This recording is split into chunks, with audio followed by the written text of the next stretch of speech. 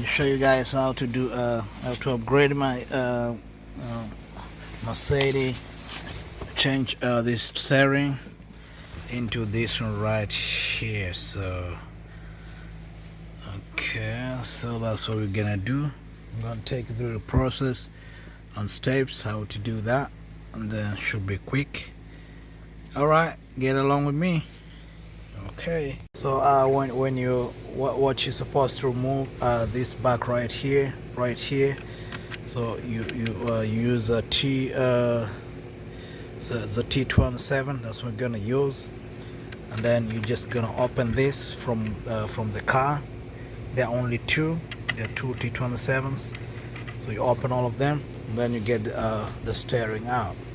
Then you can take the airbag out, and then you can we'll remove this one center one right here. Then we'll get it out. So it's just pretty easy as that. Okay, let's get you into it. Okay, first things first. We bring back our steering. We bring it back like this. So we try the steering all the way, so we get enough space to work on. And then make sure there's enough space, and then make sure there's space so this doesn't block.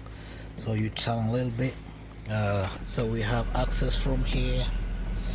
Yeah, we have a through access. So we'll do from there.